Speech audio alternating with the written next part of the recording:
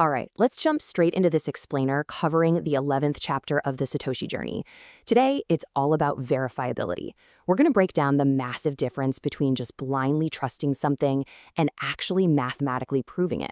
And honestly, we'll see why the traditional financial system might just be your biggest hidden vulnerability. So think about the cash in your wallet right now, or maybe a gold coin if you happen to have one. Can you actually prove it's real completely on your own without asking a bank? You probably trust it just because it looks okay, or because an ATM spit it out, right? But take away that trusted third party. What do you actually have? To really dig into this, we meet up with 23-year-old Alicesa at a cafe.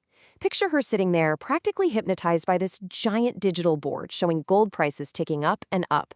She perfectly represents so many everyday retail investors, totally captivated by the shiny numbers, completely immersed in the system, and fully trusting the traditional assets she's always been told are safe havens. She actually turns to Satoshi and asks something we've all probably thought at some point. She says, "In a world that has trusted gold for thousands of years, why verify? Just trust." It totally captures that deeply ingrained habit we have. We're literally conditioned from day one to just blindly trust the financial infrastructure around us without giving it a second thought. But Satoshi, he's not having any of it. He snaps his fingers, literally breaking her trance, and hits her with this really blunt warning. He tells her that trust is the beginning of ruin for retail investors. It's a huge reality check. Basically, he's pointing out that relying on blind trust is exactly how regular people get wiped out. If you don't hold the keys to verify the truth yourself, you're completely at the mercy of someone else. To pull her right out of her comfort zone, he slams two things down on the cafe table: a shiny, standard 1 baht weight gold bar and a crisp, brand new 1,000 baht fiat note. And he gives her a challenge. Prove to me that these two assets are 100% real. Prove the gold doesn't have some cheap tungsten core hidden inside, and prove that paper money isn't a highly convincing counterfeit. And here's the catch. The rules are incredibly strict. She's got exactly 1 day to pull this off. No experts, no running to the gold shop down the street, and absolutely zero banks allowed. She has to verify both of these items using only her own physical capabilities, totally cutting out the trusted middlemen society usually leans on. What happens next is this super frustrating series of failed attempts. It really highlights how physically limited we are when it comes to verifying traditional money.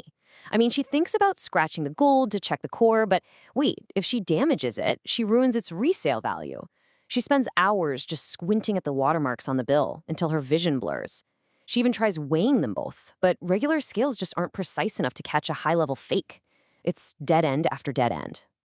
Finally, it hits her like a ton of bricks. She realizes, I can only pray it's real. And that's exactly the point, right?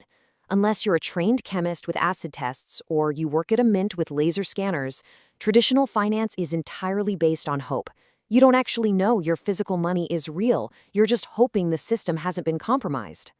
So, totally exhausted, stressed out, and defeated, Alicesa goes back to the cafe. She has to look Satoshi in the eye and admit she failed his test. She just can't verify the assets herself without destroying them or calling in an outside expert. It's this heavy, profound moment where she essentially surrenders to the centralized system, admitting she has no choice but to blindly trust it. Satoshi just gives this little smirk. He totally knew this would happen.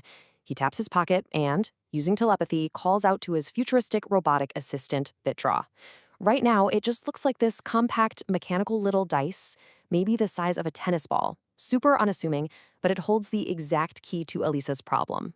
He orders BitDraw to show her what true decentralized power actually looks like. The command? Run a full node directly on Alicesa's normal, everyday mobile phone. BitDraw playfully agrees via telepathy and locks in the command for a tiny microfee of just 500 sats, literally fractions of a Bitcoin. It is a completely minuscule price to pay for absolute financial truth. Suddenly, BitDraw completely levels up, transforming into this incredible, glowing mechanical dragon.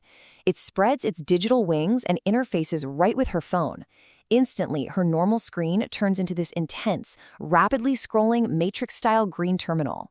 Lines of pure verification code just start flying by at lightning speed.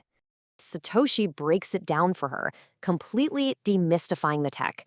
He explains that her smartphone is literally her personal bank now. You see, a full node isn't just fancy tech jargon. It's software that independently downloads and verifies every single transaction ever made on the Bitcoin ledger, all the way back to the very first block in 2009. It does the cryptographic math itself, no asking a bank for permission, no trusting a central server. It verifies everything completely from scratch. And this brings us right to the ultimate lesson of this explainer. Satoshi looks at her and delivers this absolute mic drop of a quote. He says, "Don't trust me, don't trust banks. If the code says it's real, it's real." It's such a massive shift. We don't have to rely on flawed humans, easily forged paper, or corruptible institutions anywhere when we have the absolute, undeniable, mathematical certainty of decentralized code. You can see Alisa's eyes just light up as it all finally clicks. She gets how incredibly liberating true verifiability is. This huge breakthrough actually levels her up to level 5, the puppeteer. She's no longer just a blind participant at the mercy of the system. She's actually pulling back the financial curtain and taking the power to verify her own reality.